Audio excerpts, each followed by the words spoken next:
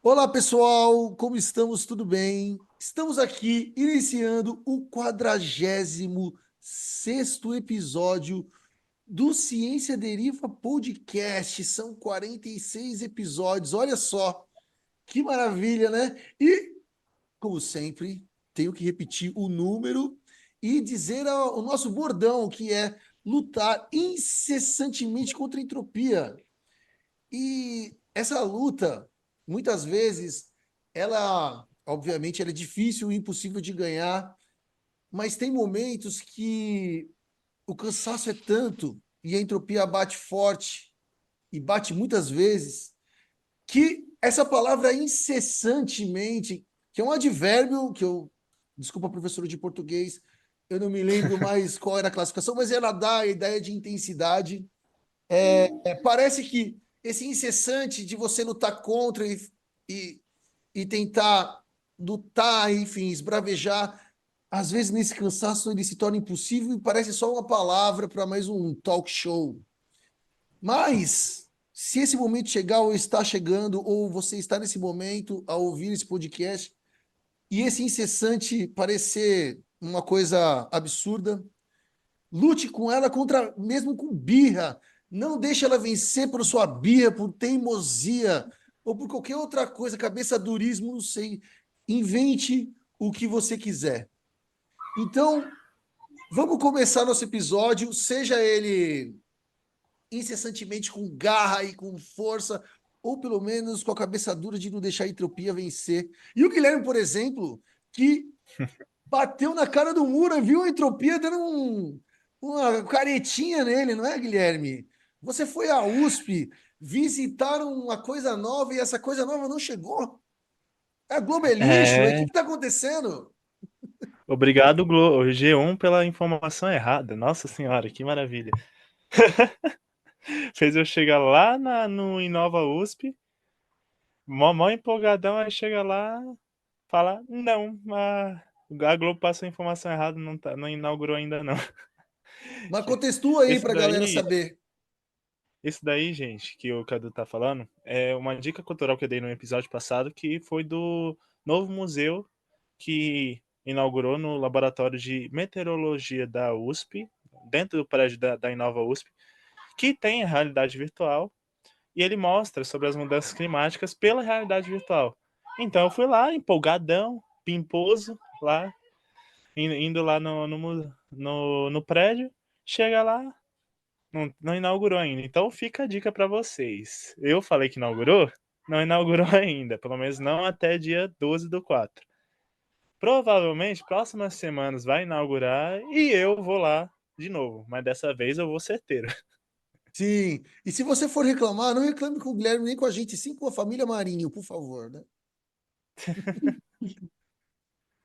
Ai, ai. E aí, Nick, como você tá? Também bateu, tá cansada hoje? Sextou. Olha, cansada ultimamente eu tô sempre.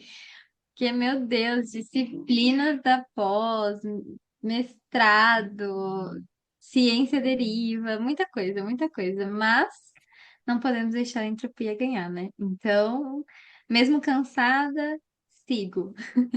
Mas tá tudo bem. Hoje a gente tem a presença da Daniela e vai ser uma entrevista muito boa. Espero que vocês gostem.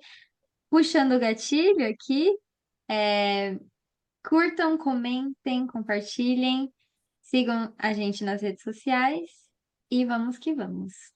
Guilherme, quando ela fala, fica bem mais bonito que a gente, você não acha, não? Oh, é a voz doce da Nick. É, né?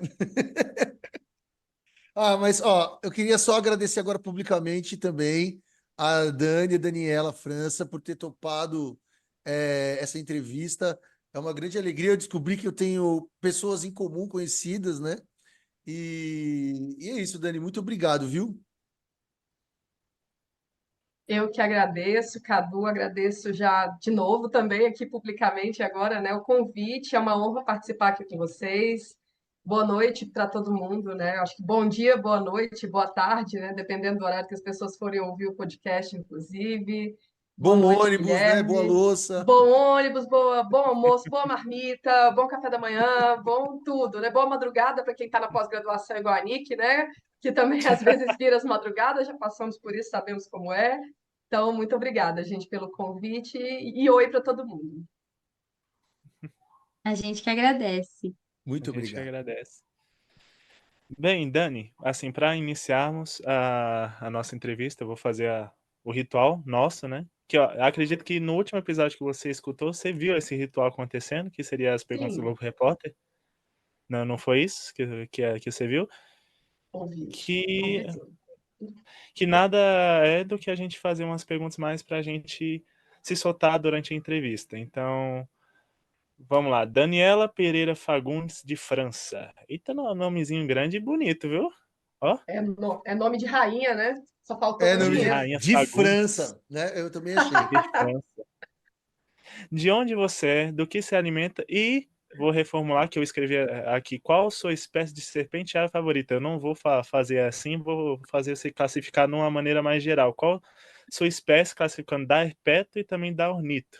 Que não é só herpeto, não é só serpente.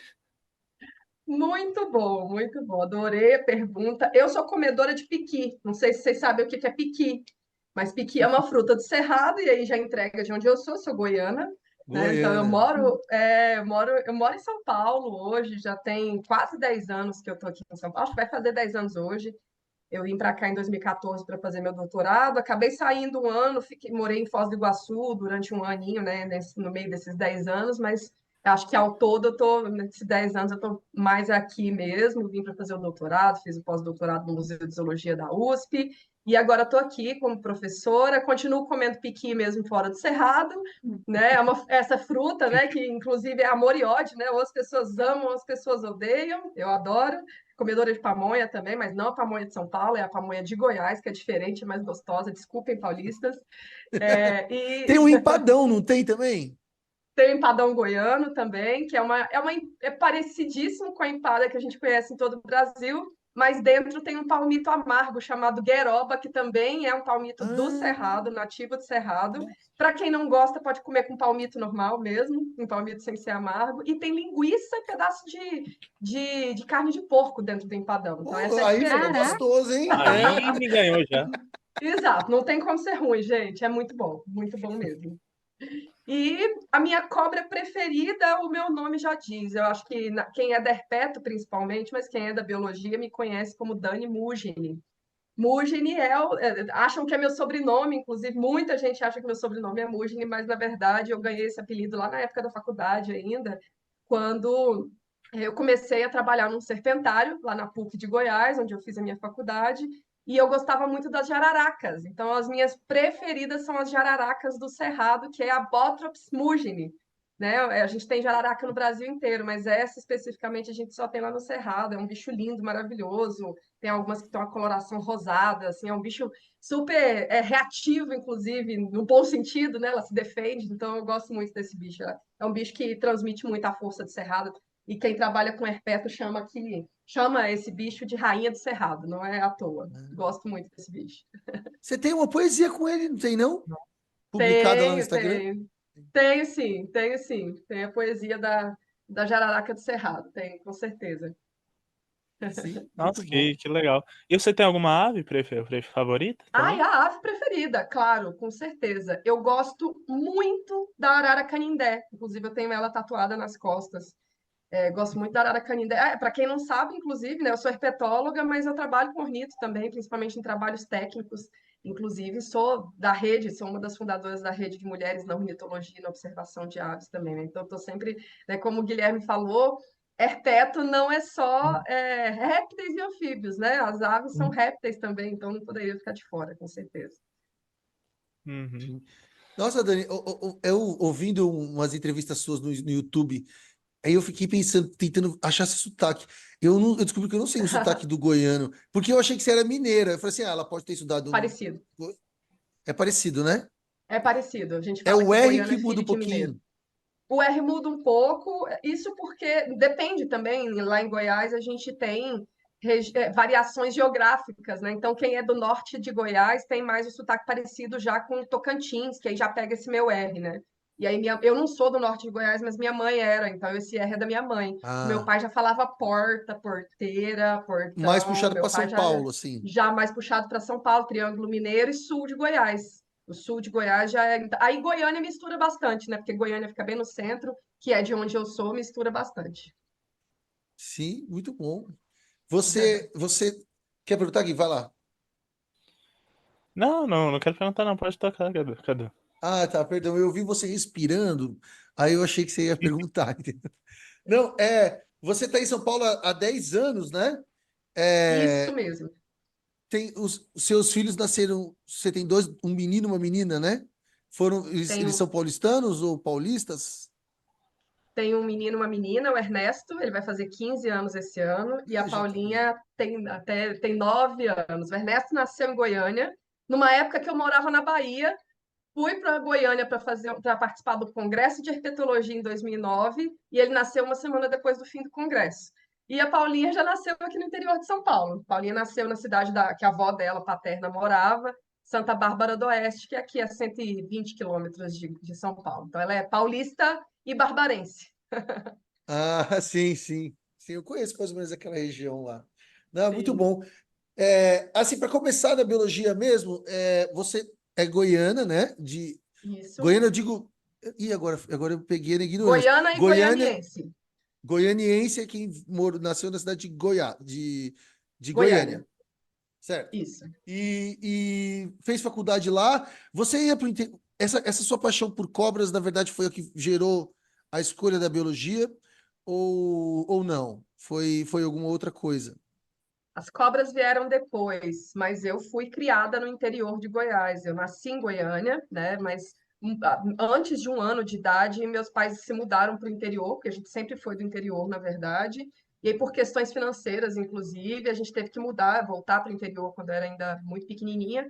E foi maravilhoso, porque eu tive uma infância em contato com a natureza e eu fui morar numa cidade chamada Iporá, que já fica ali no sudoeste goiano, já quase na divisa com Mato Grosso, muito perto de Barra do Garças.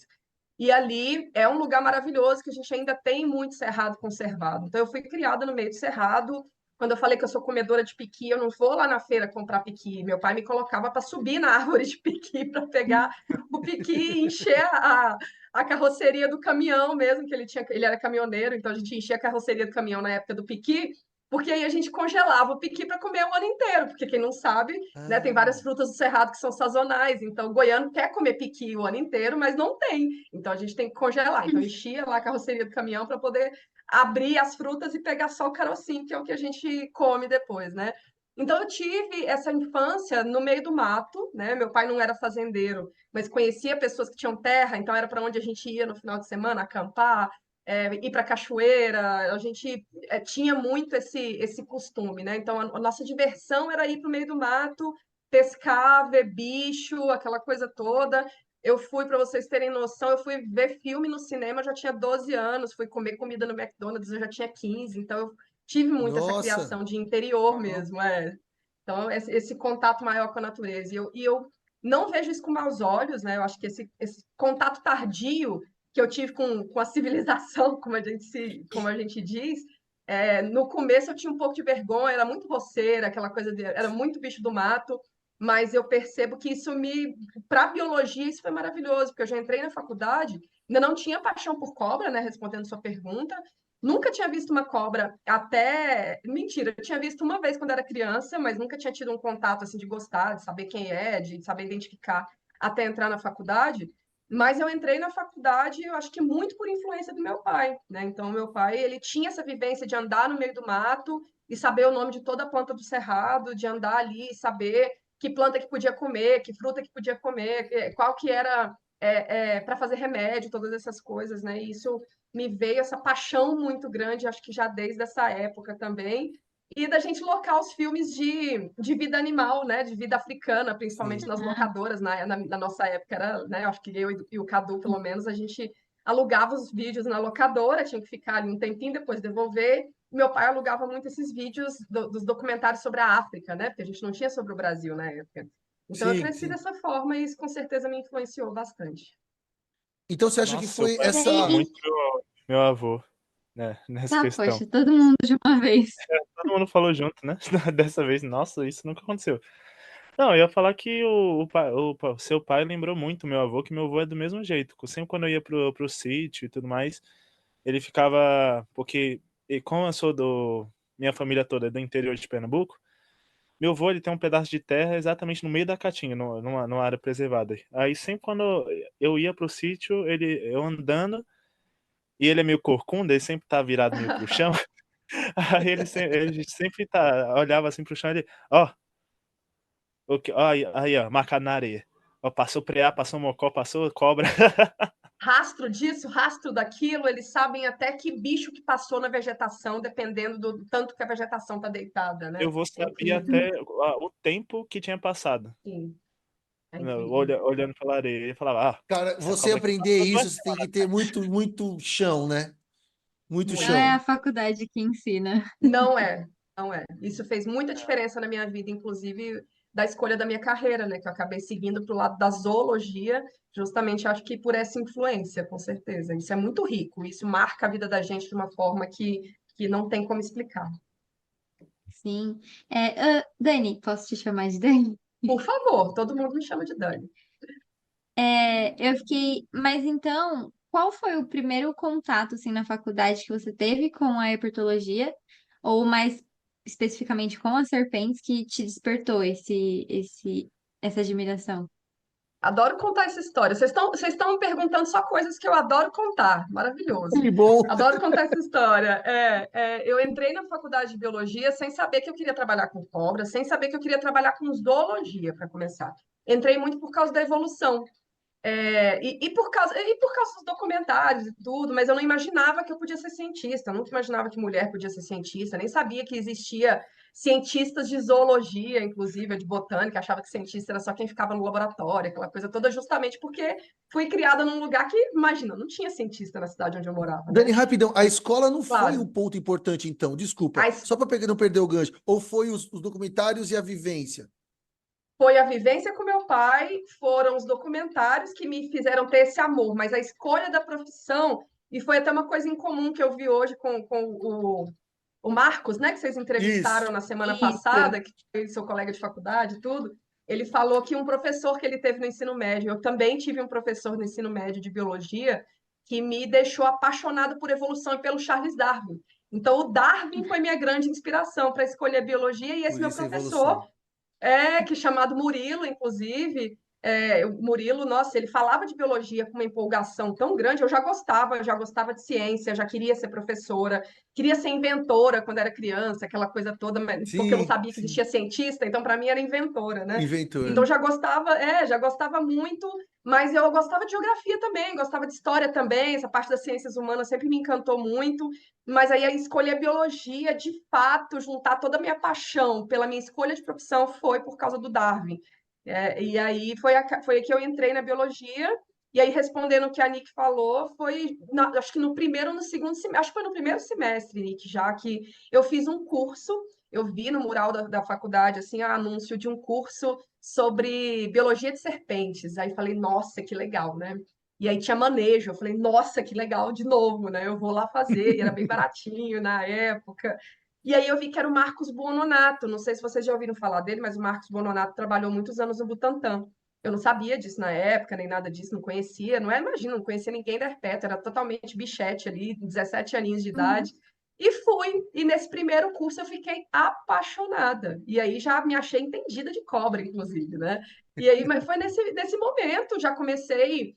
Depois de um semestre, eu comecei a trabalhar no Zoológico de Goiânia também como estagiária, né? Então, foi meu primeiro emprego, inclusive, foi no Zoológico de Goiânia. Eu gostava muito também. Lá não fazia tanto manejo de cobra, mas comecei a observar muito as cobras de lá e fui aprendendo, estudando sozinha. E já foi meio que uma escolha mesmo, assim, logo no comecinho da faculdade. Eu falei, não, é com esses bichos que eu quero trabalhar. E aí já comecei, iniciação científica também, tudo com esses bichos. E por aí foi. Sim. Nossa, muito, muito legal. Foi muito no começo da faculdade mesmo, Foi, né? E foi aí paixão você à fez primeira vista. iniciação científica voltada à herpetologia. Foi, Porque foi o também. seu mestrado, se eu não me engano, foi em ecologia. Ecologia, foi ecologia, mas o meu grupo-alvo foi herpeto, foi herpetofauna também. Exato. É, E aí, uma, isso. uma coisa rapidão. Eu também comecei no. Eu dei sorte, eu acho. Eu falo que eu dei sorte porque eu cheguei, eu gostava de fisiologia mais do que qualquer animal. E aí deu peixe, que eu nunca gostei, mas eu consegui um laboratório de fisiologia. Você acha que você deu sorte de achar a área de cara? Ou não? Você acha que você meio que já sabia, aí você foi determinada, sabe? Eu acho que, não sei se foi sorte, porque no começo foi muito difícil, não tinha nem só tinha herpetólogo homem, e eu acho que hoje, isso influenciou muito a minha história, né? O fato das dificuldades que eu tive que enfrentar para ser herpetóloga, de repente, talvez até a primeira herpetóloga de carreira mesmo, dentro da PUC de Goiás ali, porque até então só tinham Nossa, homens. Então, depois de mim vieram outras, tudo, e tiveram as meninas da Federal também, da Federal de Goiás, que meio que se formaram ao mesmo tempo que eu, que hoje são herpetólogas também, tudo. Então, tem várias herpetólogas goianas hoje, né? Mas talvez na minha época, na minha universidade, eu era a única. E isso eu tive que meter o pé na porta para bater o pé que eu queria aquilo mesmo, porque geralmente né, os professores não tinham muito esse costume de levar a mulher para campo, de orientar a mulher. Inclusive, um dos orientadores, o meu primeiro orientador, que era o meu professor de zoologia, eu falei: você pode me orientar? Eu quero fazer esse trabalho com herpeto. No Parque Ecológico, que era um parque Altamiro de Moura Pacheco, que é ali do ladinho de Goiânia, todo mundo fazia os trabalhos lá. Estava vendo vocês falarem, né, que lá em Mogi é o Parque de Tapeti, que inclusive eu é. trabalhei com consultoria lá também, né? Então, geralmente a Jura? gente já fiz levantamento de herpeto ali, e de aves também. Sim. Puta. Então, a gente geralmente escolhe esses lugares que são mais perto de casa, né? Quando a gente está na graduação, por facilidade, por questões financeiras.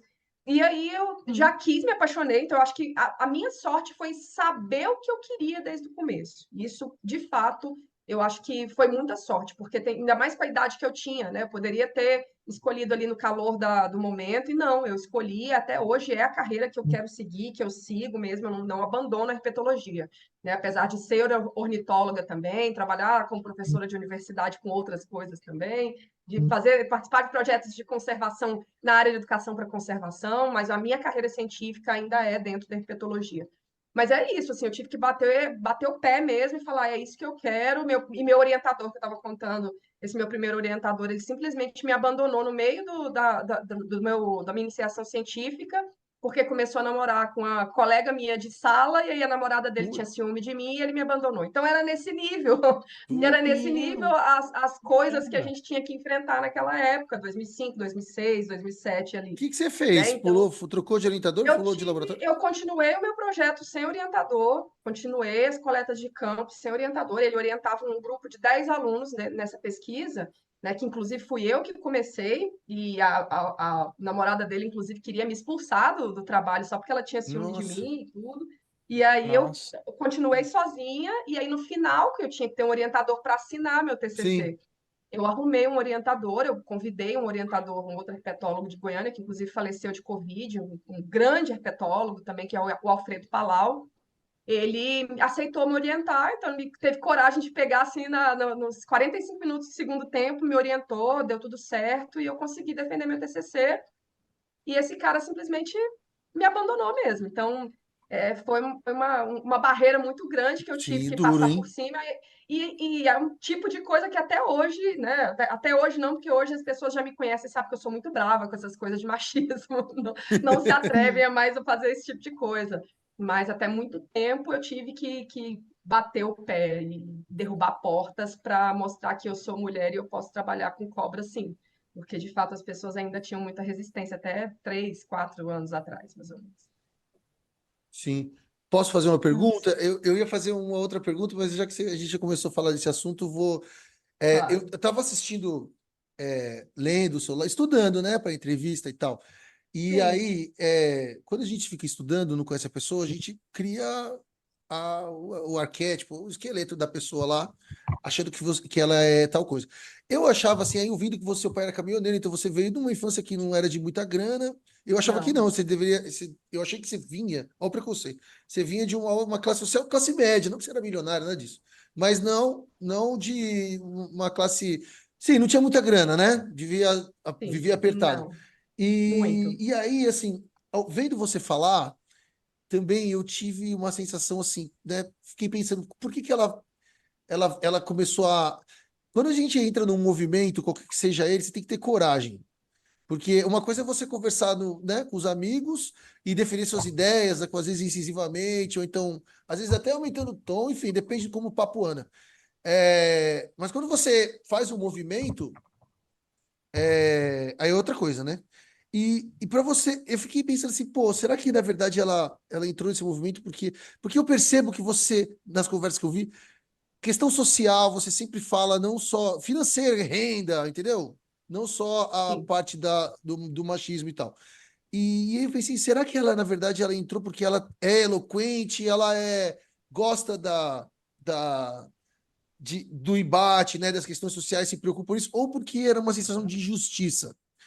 Foi Sim. por causa da Sensação de injustiça? injustiça. As duas coisas, as duas coisas. Eu acho que tem coisas que não são minha realidade. Eu não sou uma mulher negra, por exemplo, não tenho nenhuma deficiência, né? Sou uma mulher padrão, né? Eu acho que isso conta. Então, eu não posso falar que eu sofri dificuldades que uma mulher negra sofreu. Claro que mulheres negras, mulheres LGBTQIA+, mulheres trans sofrem muito mais dificuldades do que eu. Mas eu acho que, claro, as dificuldades que eu passei talvez tenham aberto a minha cabeça para me mostrar que tem mulheres que também sofrem a mesma dificuldade que eu e tem mulheres que sofrem muito mais.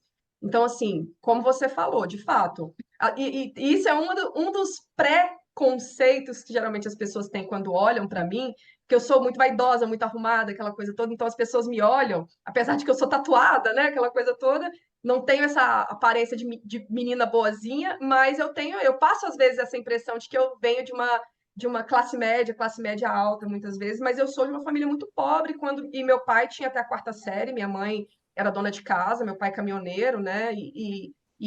Durante a faculdade, muitas vezes eu vivi em insegurança alimentar, porque meu pai é desempregado, eu estudando numa faculdade particular que eu tinha que trabalhar para E a poder PUC é pagar cara, né? porque é cara. Na época, não tanto, e meu curso era licenciatura, as licenciaturas são mais baratas, Mais né? E baratas. eu entrei em licenciatura e tudo, eram um pouco mais baratas, eu tinha bolsa de monitoria, só que era exatamente isso. Então, para eu conseguir fazer faculdade à noite, que eu já escolhi à noite justamente porque eu sabia que eu ia precisar trabalhar, eu precisava trabalhar e fazer estágio. Então, às vezes, eu cheguei a fazer 4 estágios no mesmo semestre para conseguir pagar minha faculdade e, de um Nossa. certo modo, isso foi muito bom, porque melhorou meu currículo. Eu já saí da faculdade com um currículo bom, com um monte de coisa também, né? Mas, de fato, assim, eu sofri muito para terminar essa faculdade. Eu terminei em 4 anos, direitinho, me formei muito novinha, com 21 anos, já sabendo o que eu queria fazer, já com tudo traçadinho. Não segui exatamente o que eu queria, eu acho que o caminho que eu segui foi ainda melhor, justamente porque não foi exatamente o que eu planejei, mas foi muito difícil. E eu sabia que, se para mim tinha sido difícil, para outras pessoas tinham sido mais difíceis. Só que eu só fui me dar conta de que talvez tivessem mais mulheres passando pelo que eu estava passando, pelo que eu tinha passado, no doutorado, que foi quando também eu vim para São Paulo e me deparei com as pessoas me chamando de cientista. Até então eu não tinha me entendido como cientista, eu já tinha publicado artigo, já tinha mestrado, já estava no doutorado e não me entendia como cientista ainda, porque eu não tinha essa inspiração, essa representatividade de mulheres na ciência, né? Então eu não sabia que eu era cientista. E as pessoas, na verdade, me chamavam de Mulher Maravilha no meu laboratório. Dani Maravilha era meu apelido, porque eu conseguia ser mãe, eu fui mãe, né? Já saí da faculdade grávida do meu filho, então eu construí a minha carreira com uma criança pequena no colo. No primeiro mês de doutorado, eu engravidei da minha filha de surpresa também, então eu virei mãe de 2. Durante o doutorado, publicando artigo, fazendo um monte de coisa, e as pessoas achavam que aquilo era surreal. E eu não tinha me dado conta do que eu estava fazendo, que eu estava sobrecarregada, até que eu comecei a ter contato com outras mulheres que estavam naquela situação. E aí eu percebi que eu precisava usar o espaço que eu tinha, porque eu já tinha uma carreira naquele momento, as pessoas já conheciam a Dani Franço, a Dani Mugen, né, da herpetologia, e eu percebi que eu precisava usar aquele pouco de influência que eu tinha para falar por essas mulheres também. E aí eu comecei a abrir o que eu tinha passado e o que as mulheres passavam na ciência. Foi esse o pontapé. Sim. Vamos, Dani, eu gente. acabei vendo aqui, bateu uma dúvida agora. eu vi que você trabalhou, assim, em alguns projetos no Cerrado e na Amazônia também. Isso foi antes ou foi depois já de ter os filhos? Foi durante. Foi Foi durante. durante. É, porque na época que eu estava na graduação foi quando eu não tinha filho, né? Como eu falei, eu saí da graduação já. Na minha formatura, eu já estava grávida de 4 meses, na minha formatura de graduação. Então, quando comecei a trabalhar como consultora ambiental nessa época. Então, me formei, me mudei para a Bahia, já grávida, para trabalhar com consultoria ambiental. Trabalhei nessa época muito na Mata Atlântica, da Bahia mesmo, e do Nordeste como um todo. Viajava muito no Nordeste fazendo consultoria ambiental de herpeto e de aves, foi aí que eu comecei, inclusive, a trabalhar com aves, e, e na Caatinga também, então, muito naquela região de Xique-Xique, na Bahia. A Amazônia foi depois que eu fui fazer, quando eu fui fazer o mestrado, eu me mudei para a Amazônia, já tinha meu filho, ele estava com 10 meses de idade, então fui fazer, né? A Nick falou, inclusive, fiz mestrado em ecologia, né? Trabalhei com ecologia de répteis e anfíbios numa reserva extrativista Chico Mendes, ali no Acre. No E Acre, né? no Acre, durante todo o meu mestrado, meu filhinho junto comigo, ele ia comigo, a gente ficava hospedado na casa de uma família de seringueiros, do seu Dimas e da Dona Maria, que inclusive ele começou a chamar a Dona Maria de vovó, para vocês terem noção do tamanho do contato que era, né? Então eu ia para campo fazer minhas amostragens e ele ficava com a Dona Maria, ela ficava cuidando dele. Então, graças ao apoio dessa família, que eu consegui fazer o campo do mestrado com meu filho tão pequenininho. Nossa, eu ia te perguntar isso. Nossa, É, muito doido. Como que você se confiou assim? Tinha 10 meses, era amamentava, né? E confiou Aham. mesmo? Sim, Mãe de eu não primeira amamentava viagem. mais, sim, nessa época, mas era aquilo. Eu sempre passei tanto que eu queria e meu filho era uma criança maravilhosa. Assim, quando eu comecei o campo do mestrado, ele já tinha um aninho. E eu lembro, inclusive, de estar com ele doente, dele com infecção de garganta, e ele com febre, eu vi a Dona Maria cuidando dele ali, eu tendo que ir para campo, aquela coisa toda, não tinha muito o que fazer, né? Não tinha muita escolha. Eu queria aquilo, mas ao mesmo tempo não sabia das dificuldades. A gente tem muito isso. Ninguém fala para uma mulher que quando ela vai ser mãe as dificuldades que ela vai passar. Ninguém fala. Eu não tinha ideia do que eu ia passar. E a mesma coisa, ninguém fala para um estudante o que ele vai passar quando ele chegar na pós-graduação também. Né? Ao mesmo tempo, eu não abriria a mão de nenhum dos dois. Eu sempre falo que a mulher não tem obrigação nenhuma de ser mãe. Eu super apoio mulheres que não queiram ser mães, porque ser mãe não é fácil. Mas se a gente quer, é uma coisa maravilhosa e eu não abriria mão. Eu queria ter mais. Eu falo que se eu tivesse dinheiro e tempo, eu queria ter mais filhos. Porque eu amo, e eu amo ser pesquisadora, eu amo trabalhar. E eu sempre deixei isso muito claro para os meus filhos também. Olha, mamãe vai ficar com vocês, enquanto eu estiver com vocês, eu vou ter todo o tempo do mundo para vocês. Mas eu vou continuar trabalhando porque eu gosto de trabalhar, porque eu acho que eu faço diferença. Então, eu acho que tem gente precisando de mim, assim como vocês estão. Então, eu não largo eles, eu sempre estou levando junto. Minha filhinha também já foi para campo comigo, já fui dirigindo com ela de Foz do Iguaçu para o Pantanal, já, só nós duas de Nossa, carro, daqui de São nossa. Paulo para lá também. Quantos Então, dias sempre de Foz levo. até o Pantanal? De Foz até o Pantanal, de Pantanal Sul dá um dia, é perto até. De Foz até Mato Grosso do Sul, né? É pertinho, Sim. faz divisa ali os dois estados. Agora até Cuiabá, eu já fui com ela até Cuiabá. Aí porque a gente vai parando, ela é pequena ainda, É ela tem pequena. 9 anos, ela tinha 6 na época. Eu fiz em 3 dias, porque eu fazia 500 quilômetros por dia, mais ou menos. Então é um pouco mais lento. Sim, nossa senhora. caraca, nossa, é muito doido. É ótimo você falar sobre a sua experiência, né, a sua vivência, porque no meio que a gente tá, no meio acadêmico, ainda existe muitas pessoas que, por exemplo, se você fala que quer ser mãe, as pessoas têm certeza, tipo, não bate uma coisa com a outra. Ou você é mãe ou você é cientista, pesquisadora. Não tem como você conciliar as duas coisas. E muitas meninas, né, tipo, eu mesma, às vezes eu fico, ai, não sei não. Mas assim, eu acho que muitas mulheres devem pensar muito antes de querer ter um filho, de engravidar, por causa desses pensamentos, né? E, tipo, a gente consegue, pela sua vivência, sua experiência, a gente consegue ver que é possível, claro, não romantizando, porque, igual você falou, é difícil, é muito difícil, mas não é impossível.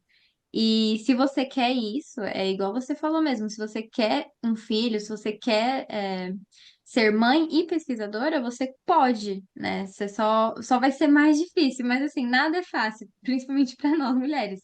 Então, só vai ser mais difícil, mas não é impossível.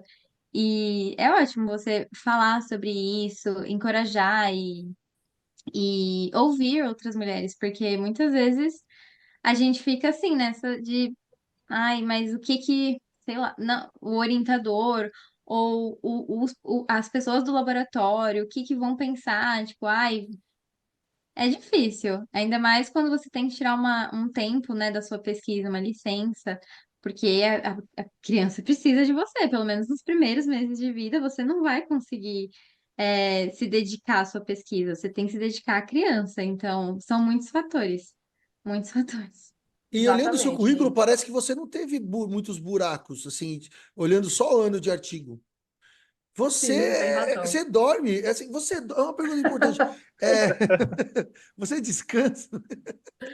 Eu tive um buraco agora, depois da pandemia. A pandemia me abalou geral, assim. Isso foi dados gerais, inclusive, né? Eu participo, eu sou embaixadora do movimento Parenting Science também, que é o movimento de pais e mães na ciência, mais mães, inclusive, na ciência do que pais, né? Justamente por causa de tudo isso que a Nicole falou. Então, sim, eu durmo muito, se depender de mim, eu durmo até meio-dia. Também sou dessas, vi que você também falou isso, né? Que você também gosta de dormir até meio-dia, apesar de que eu não tenho possibilidade, né? Então, quando eu tenho, eu durmo, mas não dá muito assim, não. Mas o que que eu. Na época do doutorado, Nick, você estava falando, né? A gente tem que se dedicar mais no começo às crianças. Eu tive muita. Eu tive a sorte, né, de ter o que a maioria das mulheres não tem quando elas são mães, rede de apoio. Então, assim, do meu filho eu não tive muita do pai, né? O pai dele trabalhava, aquela coisa, trabalhava fora, a gente acabou se separando quando ele tinha 3 anos e meio, e aí eu criei o meu filho sozinha, até boa parte da vida dele. Hoje eu tenho um companheiro que me ajuda, que é pai dele, assim, em tempo integral também, maravilhoso, né? Mas até sei lá, 12 anos do meu filho, ele não teve um pai, né? Então era só eu mesmo, porque o pai, morava em outro estado, aquela coisa toda, não via, não tinha tanto contato, então era eu mesma e meu pai que me ajudava, meu pai caminhoneirão brutão lá, que às vezes eu tinha que viajar, fazer uma consultoria, ficar 45 dias no meio do Xingu fazendo um trabalho de consultorias, eu deixava meu filho com meu pai. E aí, isso quando ele não estava em idade escolar. Aí, a partir do momento que ele foi para a idade É, escolar, acabou isso, né? Não tinha muito jeito também. Aí, eu tinha que ir quando eram viagens mais curtinhas que dava para levar. Né? Eu pegava, às vezes, um final de semana, um feriado, alguma coisa assim, tentava conciliar, ou deixava ele com uma amiga minha que eu tenho, a Natália, que é bióloga também, que super ama ele, assim. Então, às vezes, ou meu pai vinha de Goiás, às vezes, para olha. ficar em casa em São Paulo, Nossa. para eu poder viajar, para poder ficar levando criança para a escola. Então, tinha todo esse rolê, né? E minha filha, ela é filha de outro rapaz, né? Eu não estou com o pai da minha filha mais, mas aí o pai da minha filha, ele foi um pai presente, era meu colega de laboratório, inclusive, ele foi um pai mais presente, inclusive minha filha está com ele agora, a gente reveza, né? Então, essa questão da rede de apoio, isso é essencial, Essencial. essencial. Tanto que Sim. o meu orientador também foi uma grande rede de apoio, no ponto de, com um mês de. E aí, respondendo a pergunta do Cadu, por que eu não tive tantos buracos, principalmente no doutorado, que eu tive uma filha pequena, né? Porque com um mês de idade da minha filha, eu já comecei a levar ela para o laboratório, levava ela no bebê conforto, colocava ela embaixo da mesa, ela era muito Nossa. tranquila e eu ficava, e era assim.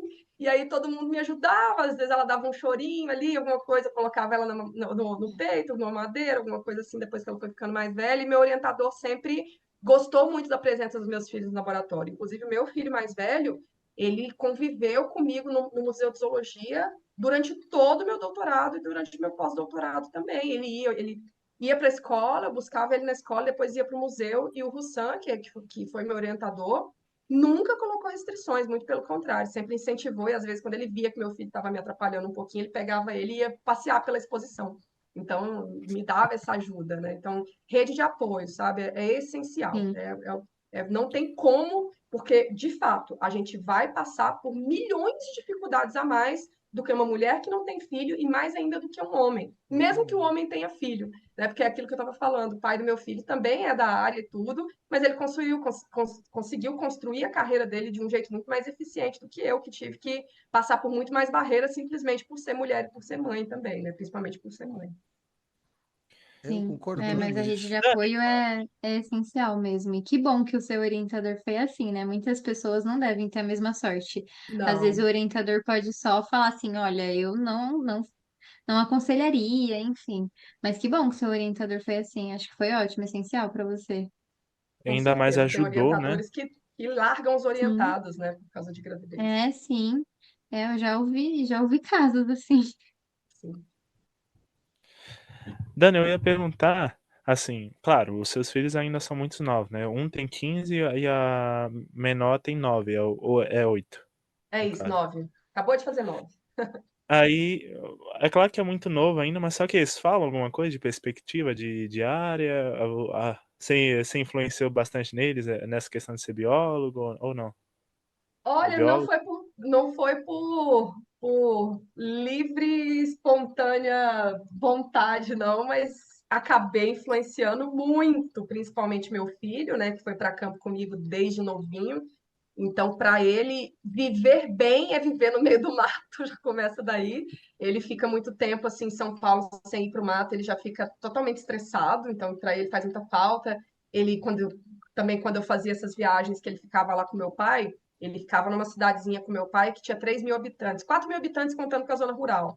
Então, a Nossa, infância, a pouquíssimo. primeira infância dele foi muito parecida com a minha, né? De não ter internet, de ter pouquíssimo contato com televisão, essas coisas todas. Então, o que que eles faziam no final de semana? Meu pai colocava ele na cabine do caminhão e eles iam também pescar, iam para a cachoeira, né? Então, ele teve muito essa vivência também e comigo em campo. Então, ele aprendeu a gostar. Se você conversar com ele, você acha que você está conversando, às vezes, com um menino de segundo semestre de faculdade de biologia, porque ele já tem entendimento de Olha os muita coisa. hiperídeos, né? Exato, exato. Você falar para ele, você perguntar para ele sobre alguns conceitos de biologia, ele já vai saber discutir sobre. Ele sabe muito de paleontologia, muito, muito, muito. Inclusive, eu falo que eu aprendi paleontologia com ele, porque ele estudou desde pequenininho e eu não tive quase nada de paleontologia na escola, então ele Uhum. sabe muito a parte técnica de paleontologia, impressionante. E ele fala que ele quer fazer biologia marinha. Ele foi mais para esse lado marinho, acho que um pouco por influência do meu marido, que hoje é o papai dele também, né? Que é ictiólogo, meu marido é ictiólogo, então tem muita essa influência. Ele gosta muito de biologia marinha, porque ele tem muito essa coisa dos monstros marinhos ainda também, nessa coisa Sim. ainda meio Sim. infantil, mas que agora ele meio que adultizou indo para biologia marinha. Então ele gosta bastante dessa parte. E minha filha fala que quer ter 3 profissões. Ela fala que ela quer ser cantora, que ela quer ser bióloga e que ela quer ser mãe, porque mãe é a profissão mais difícil que tem, mas mesmo assim ela quer ser. Ela já entendeu que ser mãe não Ai, é que fácil, fofa. mas ela também diz que quer trabalhar com cobra. Eu influenciei também dessa forma, sem Ah, não tem querer. Ai, que jeito. fofa. Sim. Nossa, ó, só para assim, para da minha parte entender duas coisas. Essa parte, você tem do Parenting Science, você tem mais dois movimentos que eu tô o ornitólogas, que é um movimento de Ornitomulheres, ornitomulheres, isso, que é a rede de mulheres na ornitologia e na observação de aves, né? Que tem a separação da parte da ciência cidadã e a parte da ciência mesmo, né? As observadoras e de aves nem você sempre são também biólogos. tem, desculpa, cortei você. Imagina. Eu esqueci o nome, você pode falar, por favor, também Salame Esperança? relacionado. Isso. Então são três movimentos. Esses movimentos vieram. Você está em São Paulo há 10 anos, não sei se você Tem, falou que faz 10 anos hoje, até parabéns. ainda tem as herpetólogas, né? O movimento da Isso. H2H, que é a herpetologia segundo as herpetólogas. São 4, na verdade. São quatro movimentos. Sim. Esses movimentos vieram nesse. Não sei se eles vieram. Assim, quando que virou a chave? Quando você se tocou, que você falou, eu vou fazer eu vou participar de movimentos, e alguns você tá nas cabeças. Quando que veio Sim. a vontade e o estalo? Agosto de 2018 foi quando o primeiro foi criado. 3 de agosto de 2018, inclusive, foi o dia que a gente fundou, eu e outras herpetólogas, que eu estava no laboratório de herpetologia e a gente vendo um monte de caca acontecendo, de machismo na herpetologia. Tinha acabado de acontecer um congresso em 2017 que teve 2 episódios de machismo, assim, grotescos. E aí eu já via que algumas meninas estavam começando a reagir. E eu falei, poxa, a gente tem que começar a jogar isso, a divulgar o que as mulheres estão passando, a gente tem que começar a divulgar, sobretudo, que mulheres fazem pesquisa na herpetologia. Começar a dar voz para essas mulheres, começar a mostrar que essas mulheres elas também escrevem artigos maravilhosos, e mais mostrar ao mesmo tempo que essas mulheres não estão sendo convidadas para dar palestra, mostrar ao mesmo tempo que apesar de ter tantas mulheres super competentes, elas não estão sendo convidadas para participar de coautoria de artigo, de assuntos que elas são super especialistas, sabe? Então as mulheres estão sendo deixadas de lado apesar delas serem tão boas dentro da herpetologia. Então foi justamente aí que eu e outras herpetólogas, colegas lá do Museu de Zoologia da USP, a gente e outras que a gente também tinha já contato, né, algumas amigas, inclusive, da herpetologia, a gente falou, a gente precisa criar uma rede social para falar de mulheres na herpetologia por causa de todas essas coisas. E aí foi aí que surgiu o movimento, e aí a gente começou com essa rede social, que é a H2H, Herpetologia Segundo as Herpetólogas, e depois veio o grupo do WhatsApp, né, e um grande movimento de mulheres na herpetologia, então são duas coisas, né, que uma depende da outra, esse grupo de mulheres na herpetologia, que serve nada mais. Não, mentira. O grupo grande de mulheres na herpetologia, e a gente usa tudo que é divulgado ali sobre o trabalho das mulheres para divulgar nas páginas das redes sociais das mulheres na herpetologia, que é representado pela H2H. Então, isso foi em 2018. Depois, Parenting Science veio depois, então logo depois, o Parenting Science já existia, né, desde 2015, se não me engano, 2016, eu já acompanhava, e aí eles abriram vagas para embaixadoras. Então, eles têm embaixadora em todas as regiões do país, né, em todos os estados do país. E eu acabei me candidatando, né, eu já dava palestras sobre mães na ciência, aquela coisa toda por causa da herpetologia, já tinha até participado de congresso falando sobre isso. E aí eu fui aceita como embaixadora, então comecei no movimento de mães na ciência também. Em 2020, durante a pandemia, por causa dos incêndios do Pantanal, acabei também me voluntariando para ir para o Pantanal para ajudar nas ações emergenciais ali por causa do incêndio. E daí conheci mais 3 biólogas, fundamos a Chalana Esperança para trabalhar com educação para conservação no Pantanal. E logo depois, em 2021, uma amiga minha veio e falou: Dani, a gente precisa fazer um movimento parecido com o que vocês fizeram na Herpeto, vamos fundar uma rede de mulheres da Ornito. Eu falei: bora. E aí eu e a Shirliane tivemos essa ideia, convidamos mais um grupo de mulheres que a gente conhecia, fundamos a rede de mulheres da ornitologia. Então foi a partir de Nossa, que 2018 que história, foi hein? esse start. Nossa, parabéns. Muito lindo. Obrigada, Muito massa. obrigada. Demais, são muitos projetos, muito demais. Sobre esse Ornito Mulheres, o, o projeto de ornitologia, são saídas de campo que vocês fazem sempre? Ou vocês. É sempre um local específico ou vocês fazem sempre em vários lugares? Vocês planejam? Sempre vão todo mundo Ótimo, junto? ótima pergunta, Guilherme. Tudo que todas as mulheres que estão dentro da rede fazem, a gente considera como um movimento da rede das ornitomulheres, né? Então a gente divulga, mas o que a rede ela serve como um local de acolhimento para mulheres que às vezes passam situações de machismo, de preconceito por serem mulheres dentro da ornitologia ou na observação de aves. Então a gente tem esse grupo com mais de 400 mulheres.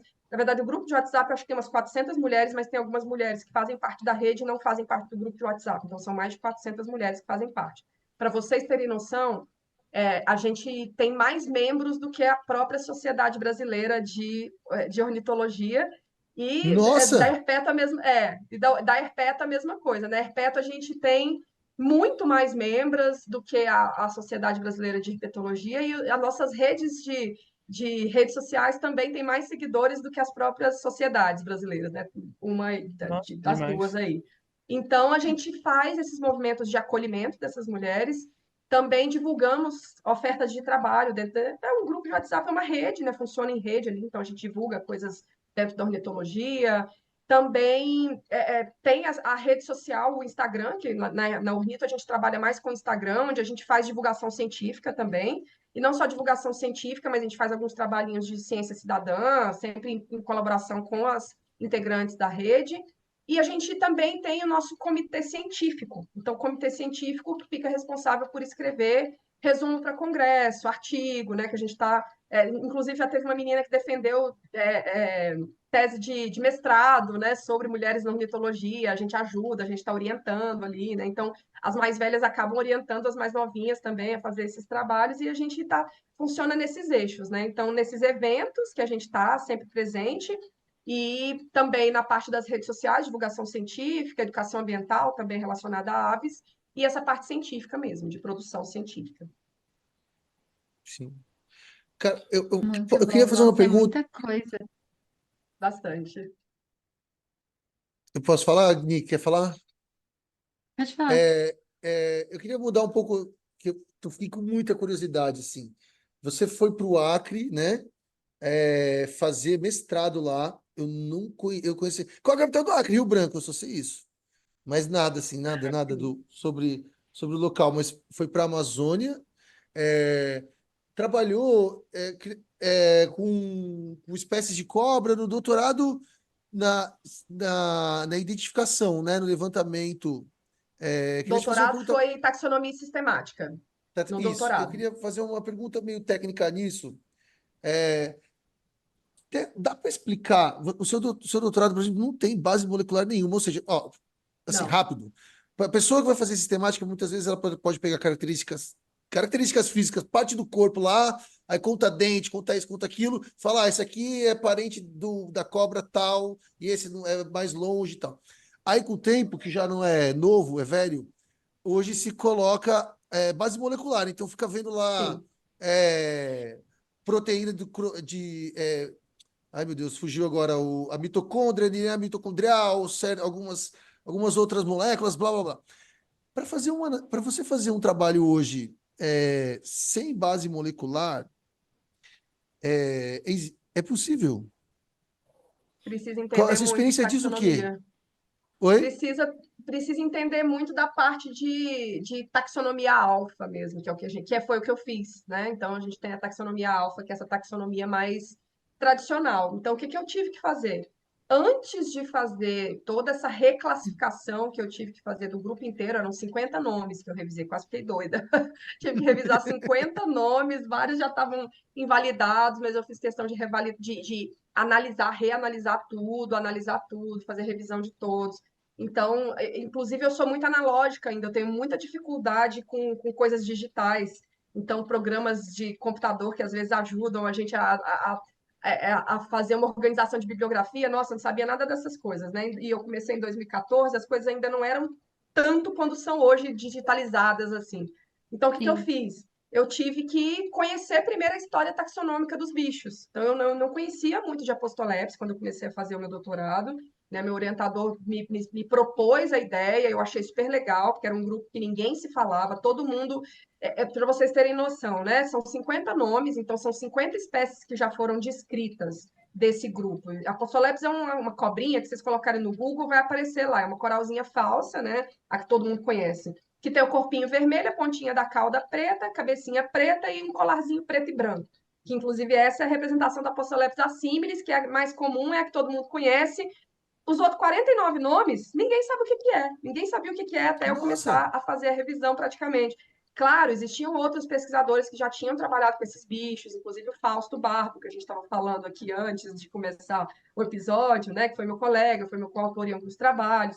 O Thales de Lema, lá do Sul, já tinha feito vários trabalhos com o grupo também. Mas até então, ninguém tinha.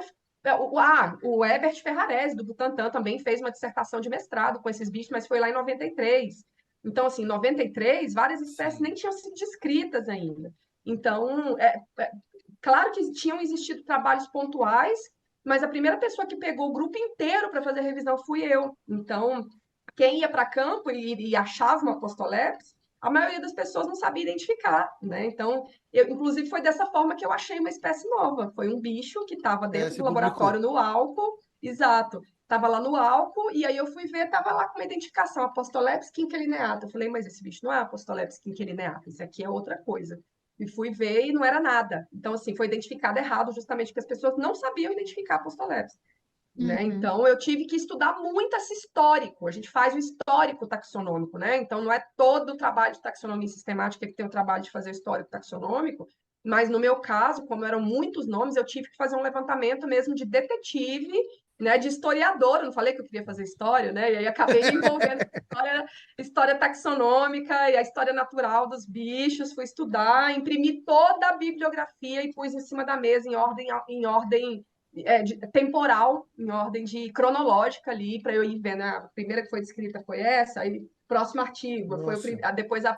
Então, fui fazendo isso, Uma fui fazendo pesquisa isso, muito conhecendo os bichos. minuciosa mesmo. Porque Muito minucioso, de esse fato. grupo assim, das corais realmente tem uma dificuldade tremenda, porque todo mundo fala que é muito fácil identificar coral da verdadeira para falsa por conta falam, de cor, de também por conta da barriga, do anel não completo, mas só que não é nada assim Nada certo, porque disso. existem diversas espécies de corais e diversas combinações de cores, então é um grupo muito assim específico para Exato. você assim identificar, e até quem é profissional nisso não tem a completa certeza Exato, daquilo, porque porque os você bichos são muito, só tem os assim um bichos são domínio muito vendo na mímicos, chave né? mesmo.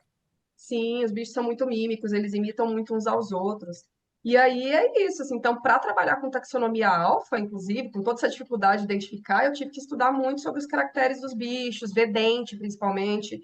Eu tinha planos de fazer a parte molecular, mas não deu tempo justamente porque o trabalho com taxonomia foi tanto com esses bichos que não acabou não dando Sim. tempo. Então, Nossa, eu fiz só foi muita coisa, né? Esses 50 nomes. Então, eu consegui redescrever todos eles, né? Fazer toda a parte essa parte de descrição morfológica de todos eles. Ficou muito mais rico do que a gente tinha, né? Fiz uma amostragem muito maior do que já existia, mas de fato eu consegui. Acho que tem alguns grupos, inclusive, que ainda estão por resolver, que não deu para resolver só na morfologia. Então, ainda terminando de te responder. Então, alguns grupos eu não consegui resolver dentro das apostolepes, né? Então, tem uns bichos que, por exemplo, tem apostolepes longicaudata, que ocorre aqui no Espírito Santo, tem umas nos brejos de altitude aí do Nordeste, e tem umas ali no norte do Tocantins.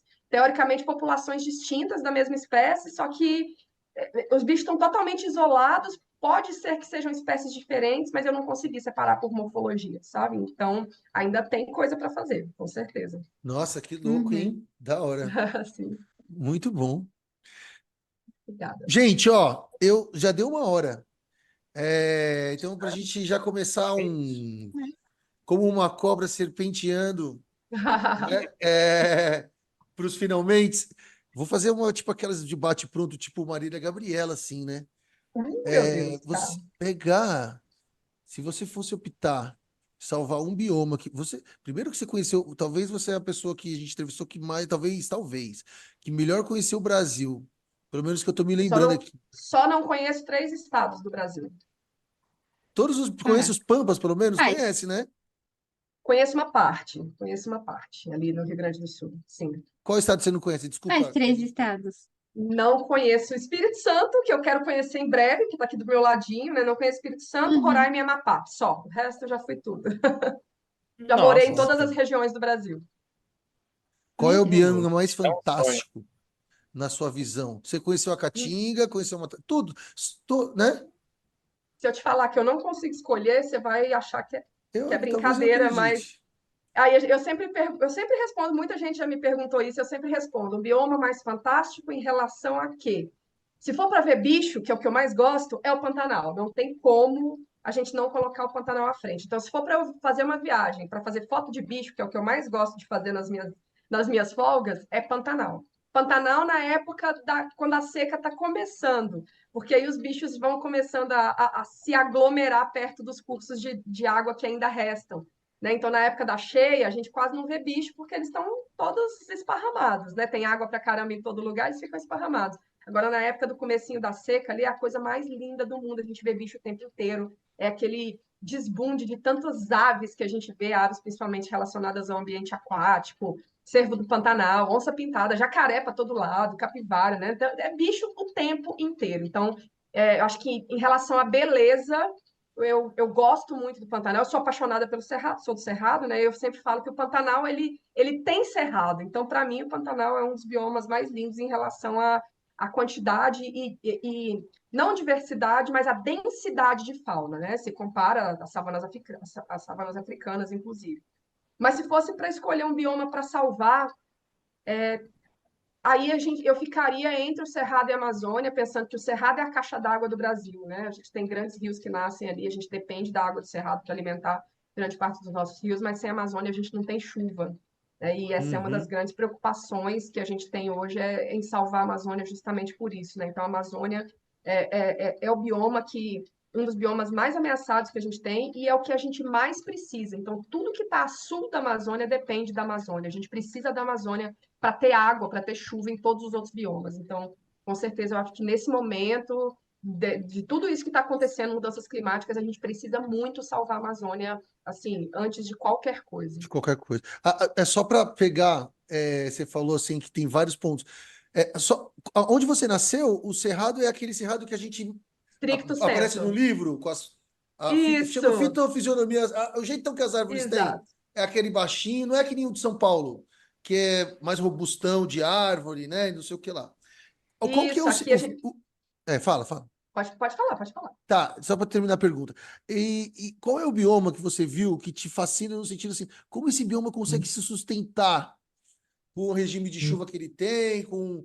Você entende, assim, como aquele clima, né, que consegue sustentar aquela grandiosidade de animais que tem... Você entende, assim, o que quero dizer?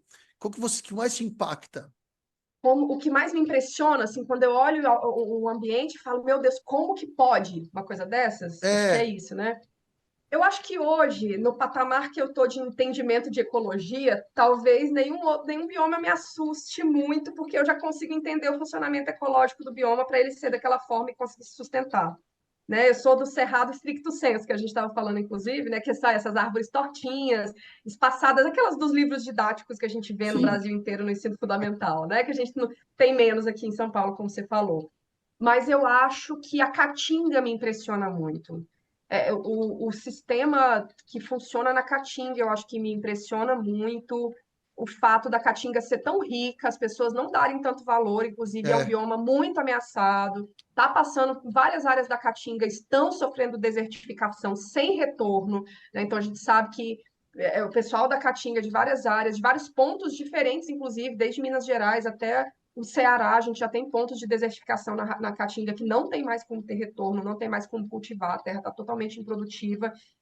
Mas antes disso, eu acho que o fato da Caatinga ser esse bioma que é verde quando chove e é totalmente branco, inclusive é. Caatinga significa mata branca em tupi, De né? matar... Isso me impressiona muito. Quando eu conheci a Caatinga, eu fiquei impressionada de ver a quantidade de fitofisionomias, né, de ambientes diferentes que a Caatinga tem, porque a gente aprende muito pouco de biomas na faculdade, na Muito, escola, a né? gente aprende muito pouco, então a gente não conhece de fato a riqueza que a gente tem no Brasil. Né? A gente tem mata na Caatinga. Imagina, a Serra da Capivara é a A coisa mais serra. linda Serra da que tem Caatinga na é linda, Caatinga, né? na minha visão. É a coisa mais linda do mundo. Quando chove, a Caatinga fica verde, aquela coisa linda, tem água para todo lado, tudo dá.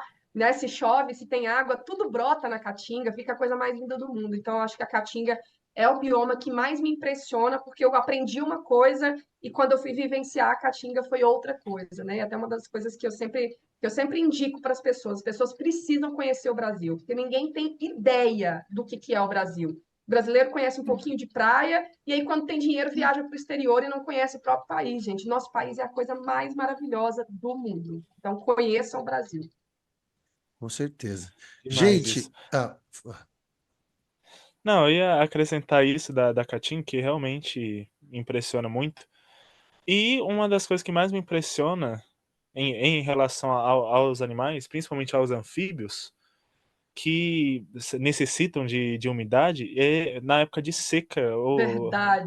Eu lembrei de uma espécie agora que é extremamente rara, que se enterra na areia para passar o período da seca, e meu avô já me mostrou ela, já desenterrou ela no sítio dele. Aí depois de um tempo, assim, eu na faculdade, que eu fui pesquisar, eu falei, cara, meu avô desenterrou uma espécie que tá em perigo de extinção hoje, É naquela época, para me impressionante. mostrar. E peixes também, né? Tem os peixes peixe, porque anuais da Caatinga também, que são impressionantes, né? eu tô começando a desenvolver um trabalho na faculdade com o rio intermitente, que eles vão secando, Aham. aí na época de chuva eles voltam. E aí tem lambari, que é piaba, que eles chamam lá, tem traíra. E como que os bichos vivem numa poça? né? É Todos aglomerados com um impressionante. montão de vertebrado, né? Sim. Aquático, vou Hoje falar marinho, né? Não, assim, mas eu aquático. vejo que um dos principais problemas no caso de lá é criação de barragem, que isso acho que É, Tem acabou com muito, essa questão parece mesmo, de pelo rio que eu e tô tudo vendo. mais. Conheço muito pouco é, ainda, mas é é um dos uma coisa grandes muito louca, problemas. um bioma. E é um lambari, tem na Mata Atlântica, né? Sim, Sabe? Sim. Traíra tem na Mata Atlântica. Você vê, a biologia é muito linda. Enfim. Gente, ó, conheçam o Brasil. Se Muito. você for ao Ceará, por exemplo, vá à praia, é lógico, vai, pelo amor de Deus, não vai pra praia conhecer lá, mas vai na serra. A serra, assim, você por tem uma favor. hora que ela passa uma linha ali de umidade que parece que você tá em Campos do É Jordão, Mata assim. Atlântica. É Mata É um pão Atlântica. de passarinho São pequenininho voando. sim, são os brejos de altitude que a gente fala, né? Que É. são da época, essas matas aí, esses brejos que a gente fala aí do Ceará tem outros, no Paraíba Tem também outros tem, lugares, né? tem. E são locais que, na época que a América do Sul era mais úmida, era uma ligação entre a Amazônia e Mata Atlântica, era uma mata só, né? Então, a partir do momento que o continente ficou mais seco, a Amazônia regrediu, a Mata Atlântica regrediu, a Caatinga ficou ali no meio, e só que esses lugares altos que ainda têm umidade ainda persistem. Então, é Mata Atlântica com alguma influência de Amazônia. Então, a gente vai ver espécies amazônicas e de Mata Atlântica dentro É muito dessa louco. vegetação no meio da Caatinga. Então, é incrível, gente. Nosso É país é incrível. incrível, não tem igual. Gente, ó, ficamos. Essa é uma dica cultural, né? Então, vou pegar o gancho, Sim. né? Toca a vinheta que não tem. Tocou. Bora lá. Muito bom. Vamos para. Não tem, né? Um dia vai ter. Vou falar, toca a vinheta aí, vai Sensacional. tocar a vinheta.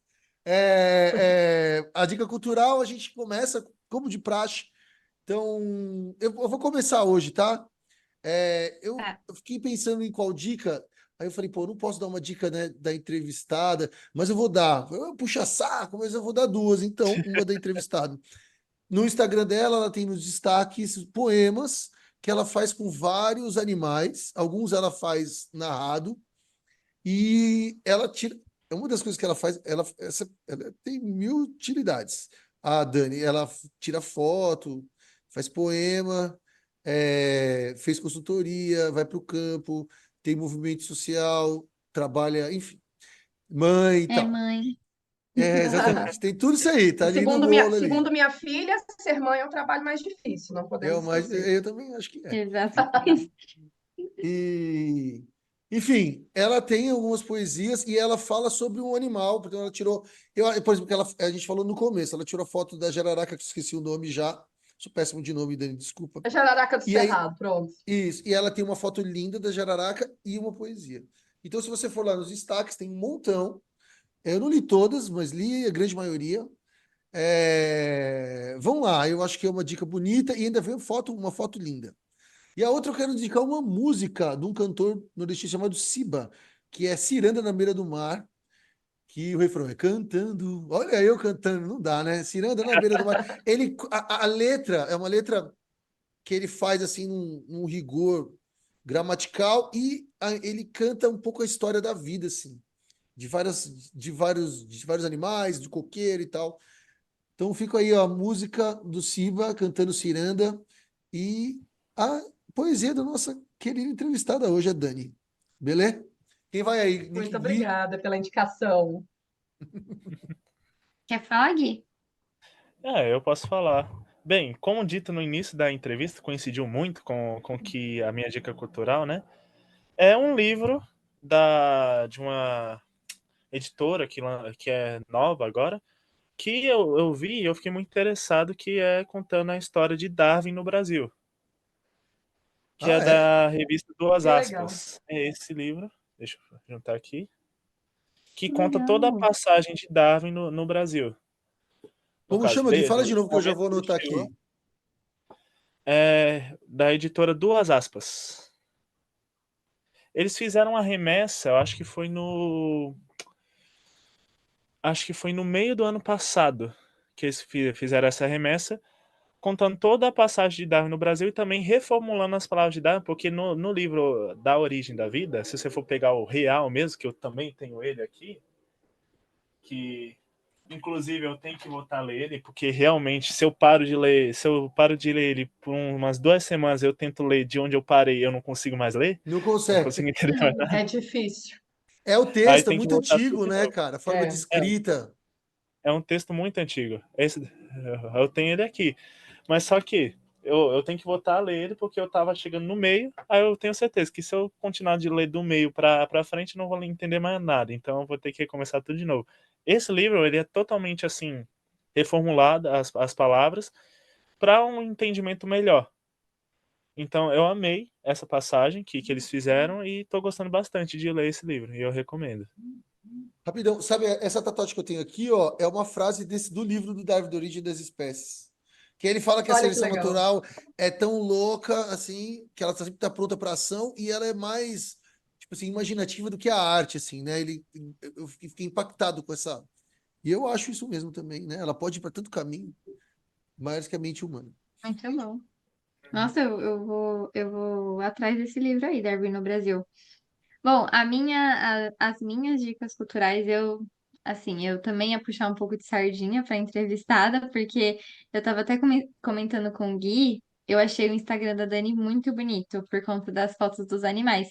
Eu não ia falar das poesias em si, então é uma dica diferente. Eu vou falar do Instagram como um todo, os posts, porque as fotos dos animais, nossa, é muito bonito. Eu vi a foto da arara e parece que realmente ela tá posando pra foto. Ela tá tipo, É pode tirar verdade, foto. Arara Azul. Isso, nossa, muito bonito. Então, o Instagram da Dani realmente vale a pena dar uma olhada, Muito seguir, porque obrigada. é bem bonito. E também puxando um pouco de sardinha pro meu lado, o Instagram da Sociedade Brasileira de Fitopatologia, para quem se interessar. Eu sou parte da equipe de divulgação e a gente faz posts relacionados principalmente à fitopatologia, né? Então, quem se interessar por essa área, né, de doenças de plantas, agricultura no geral, dá uma olhadinha no Instagram, é @sociedadebras.fitopatologia. Aí, muito bom. Dani, se você Pode quiser ir, ir. Ah, eu quero, com certeza. Eu quero começar indicando um canal de YouTube sobre zoologia, acho que não podia faltar, de dois grandes amigos, que é o Bruno Augusta, e a Amanda. Eles são pesquisadores, os dois são doutores da área. A Amanda, especialista em peixes abissais, Bruno, especialista em répteis fósseis, foi meu colega, inclusive, no doutorado. E eles têm um canal sensacional falando de animais, super bem embasado cientificamente, só que de uma forma tão gostosa de assistir que eles têm, assim, seguidores de divulgação científica, né? Mas eles têm o dom de falar sobre ciência de uma forma totalmente palatável, dinâmica. Então, assim, eu amo esse canal. Chama Zoomundo, Zoo com dois Os, né? De Zoo, de zoologia, Zoomundo. É sensacional, eu super indico. Queria também indicar um livro do Darwin, que conta um pouquinho do Darwin, né? Não podia faltar, como ele é minha super inspiração. Mas é o livro que me inspirou para entrar na biologia. Foi um livro que eu li antes de entrar e foi um dos grandes livros que me inspiraram. E aí eu queria muito contar para vocês, porque conta a história que ele fez, né? Esse que o Gui estava falando, que o Guilherme estava falando, era justamente da passagem dele pelo Brasil, nessa viagem do livro que eu li, que me inspirou tanto, que é As Aventuras e Descobertas de Darwin a Bordo do Beagle. É muito legal e eu fiquei muito inspirada a querer fazer uma viagem em torno do mundo também depois que eu li esse eu tô... livro, então acho que é muito, muito, muito legal mesmo. Super indico, principalmente para quem está começando, ou para quem ainda é mais jovem, que está querendo, pendendo já para o lado da biologia, indico. E também o Museu de Zoologia da USP. Para quem não conhece, o Museu de Zoologia é um centro de pesquisa, mas também temos uma área de visitação. É lindo, tem vários fósseis, tem vários animais taxidermizados. A exposição do museu é muito bonita, é gratuito. Fica aqui, né? Para quem está em São Paulo, para quem vai vir a São Paulo, fica lá no bairro do Ipiranga. É muito legal. Visitem, Eu com tenho uma certeza. amiga que está fazendo mestrado Que no legal, que museu. legal. Em que área que é? Ela gosta muito. É na área de primatas. Na área de primatas, que legal. Que massa. Ela Que gosta bom. bastante. Ela sempre fala para eu ir, enfim, eu vou ir Tem que ir, tem que ir. visitar. Vai, eu Vai fui, já sim. levei criança, vale muito a pena. É É a sensacional. Isa, Cadu. A Isa, a Bela. Ah, é? Tá vendo? Aham, A ela gente tá falou, a fazendo. Aline falou dela hoje, sabia? Mas eu não vou focar aqui na Ai, que gravação. bonitinho. Falou que estava feliz, que tinha visto ela e tal, no Museu de Zou. Viu no Instagram, Legal. né? Ah, Tá vendo? sim, sim. Ah, A gente tem tanto amor por você, vocês não sabem. Mas enfim. Assim, pra gente ir pro final, uma pergunta assim também muito rápida. O que que é mais legal de fazer? Poesia, tirar foto ou coleta no campo? Hoje, Ixi, dia 12 de ai 4 de meu Deus. 2014. O que eu escolheria hoje é ir para campo tirar foto de bicho. Pronto, unir duas coisas. Aí eu ia E depois voltar, pegar a escrever um foto pouco do sobre bicho, eles. postar no Instagram e fazer uma poesia. sim. Porque eu tô com saudade, quero ir pro mato. Então, por isso que primeiro ir pro mato. É, é. Não tem como, não tem a poesia e a foto sem ir pro mato. Então tem que ir pro Não mato tem, primeiro. então, mano. A gente nem falou da sua atividade atual, acabou não dando tempo, mas infelizmente, quem Sim, sabe não é muita próximo. coisa. Sim, exatamente. Puxando esse gancho, então, Dani, a gente queria saber se tem alguma pergunta que você ficou treinando, ensaiando, achou que a gente ia perguntar e a gente acabou não te perguntando. Olha, minha vida tá tão corrida ultimamente que eu nem tive muito tempo para pensar em uma pergunta que eu gostaria que vocês me fizessem, para ser bem sincera. Mas eu acho que puxando isso, né, que o Cadu falou que não deu tempo da gente falar muito da minha ocupação atual, acho que vale a pena falar um pouquinho disso, então, né? E como eu falei lá no comecinho da entrevista, como a gente às vezes acaba traçando um rumo para nossa vida e nem sempre a gente segue exatamente o que a gente tinha traçado. Isso é totalmente normal, tá, gente? Quem está no começo da carreira que vai escutar isso aqui, saibam que isso é totalmente normal e é até bom que isso Ufa, aconteça, porque muitas vezes a vida leva a gente por caminhos melhores do que aqueles que a gente tinha escolhido para a gente.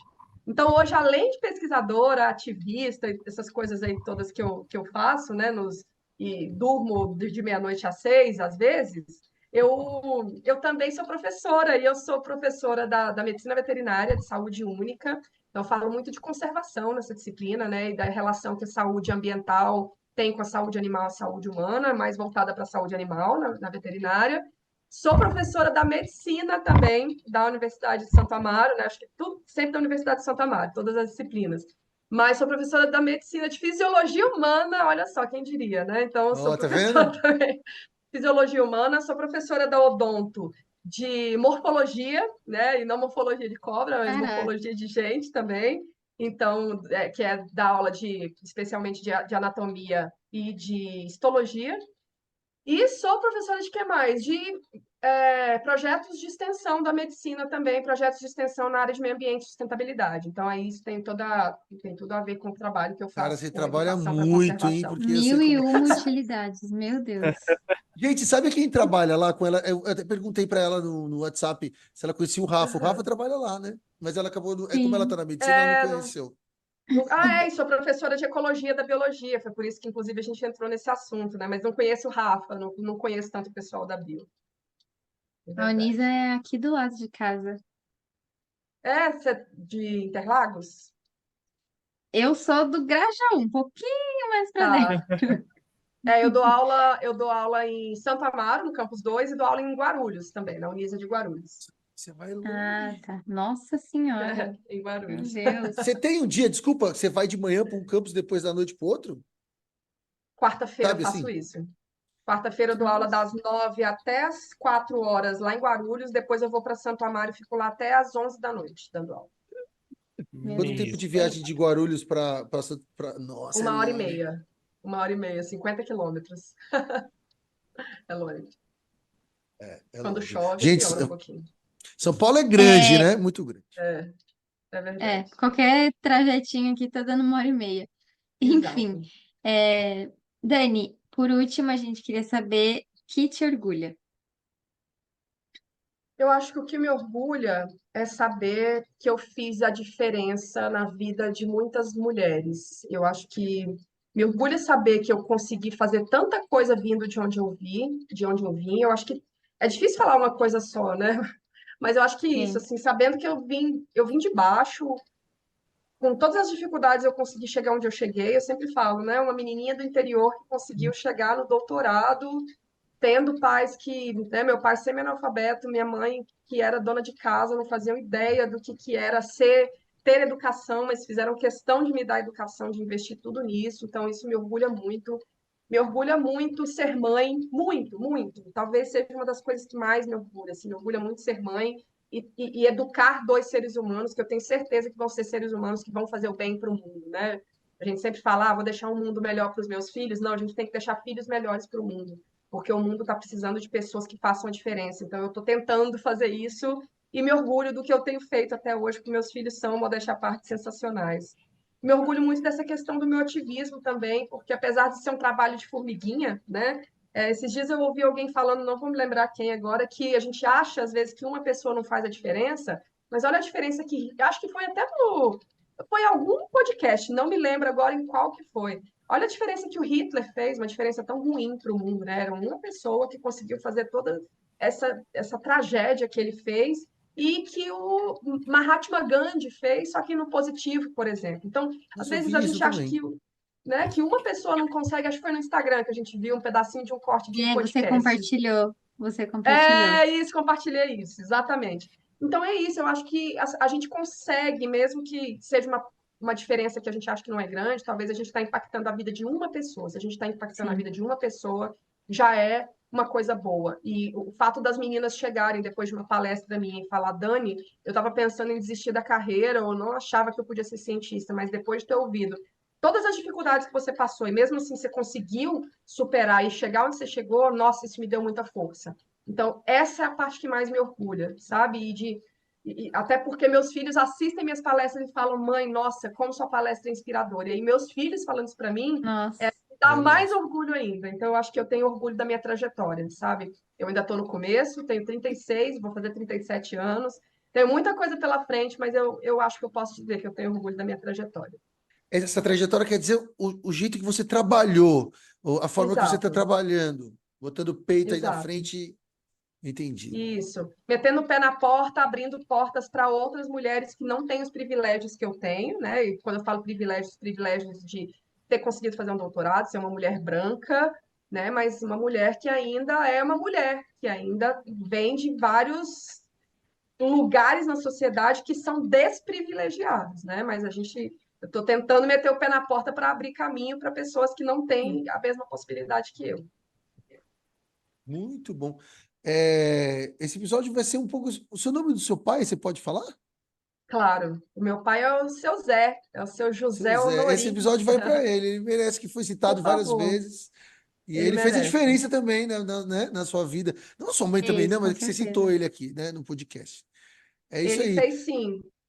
Meu pai era caçador de onça, Cadu. Meu pai era caçador de onça antes de eu nascer.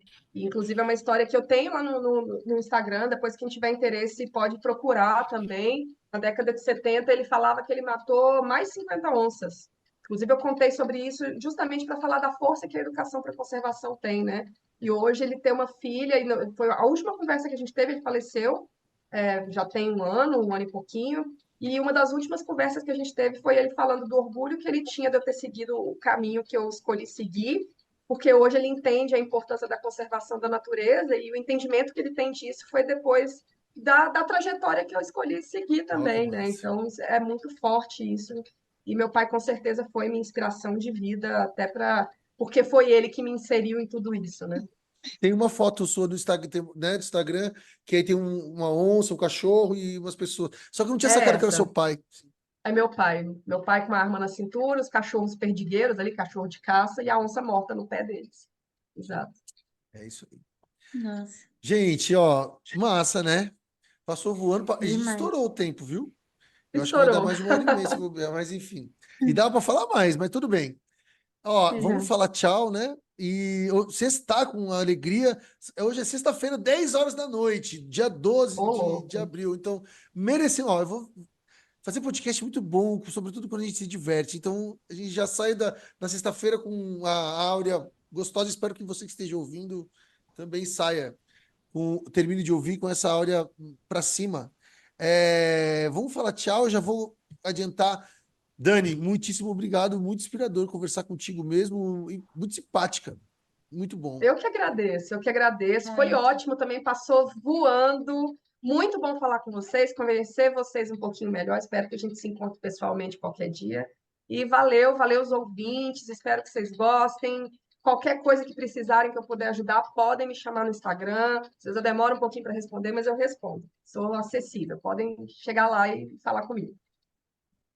Muito obrigada, Dani. De verdade, foi ótimo. É como o Cadu falou, é inspirador ouvir você falar sobre tudo nós, mulheres, né?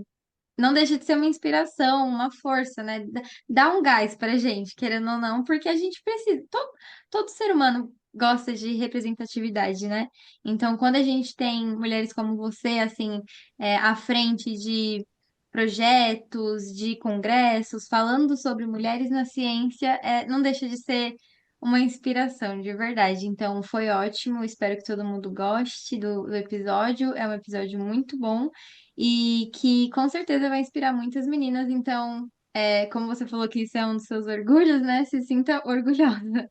E é isso. Muito obrigada, de verdade. Obrigada, Nick. É isso que me move. Dani, agradeço muito essa entrevista. Mais uma entrevista assim que eu me vejo muito, tá? no entrevistado, porque sou assim, eu não eu sou um garoto da cidade, né? Sou no caso, mas só que todo mundo que me encontra fala: cara, mas você é falso. Você é da cidade, mas só que tu vai no meio do mato, você faz tudo que o povo de lá faz, né, nessa questão. Isso muito por pai. No caso, você tem muita influência do seu pai e tudo. Eu tive também muita influência do meu pai, mas só que meu avô também teve muita influência dessa minha parte. E eu sinto que eles foram um dos motivos pelo qual fez eu seguir nessa área de biologia e também me incentivaram a seguir nessa área, por conta que eles já viam essa paixão que eu tinha desde lá de trás. E essa entrevista foi maravilhosa, exatamente por conta disso, que vi que temos a mesma paixão e espero também eu conseguir seguir pelo menos um pouco desse seu rumo que você seguiu. Espero que você chegue muito mais longe. Com certeza. Foi ótimo. Ótimo conhecer vocês, gente. Muito É isso aí. obrigada. Muito bom, muito Obrigada a obrigado, você. Gui, Nick, Dani, muito obrigado, seu Zé. E, gente, vamos para o final, vou falar tchau aqui. Agradeço a todo mundo que está ouvindo, que chegou até aqui e que curtiu. Se você não curtiu, agradeço também, mas se você curtiu, eu agradeço duas vezes. Então, obrigado, obrigado. Dê like, dessas coisas todas, estrelinha no Spotify. Enfim, ajuda a gente aí. Estamos terminando aqui o nosso 46º episódio do Ciência Deriva Podcast. Boa noite, bom dia, boa tarde, bom almoço, bom tudo. Boa sexta-feira à noite para nós outros acá. Muitíssimo obrigado, gente, e até a próxima. Este foi o podcast Ciência à Deriva, uma produção de Aline Gomes, Bianca Castro, Bruno Nascimento, Ellen Guerra, Guilherme Cavalcante, Jaqueline Bernardes, Cadu Tolucci, Luana Mateus, Lorena Chaves, Maiara Maia, Natália Martins, Natália Raíssa e Nicole Laurindo. O Ciência à Deriva é vinculado à Universidade Anhembi Morumbi, à Unesp e à Universidade Federal do Ceará. Muito obrigado e até a próxima!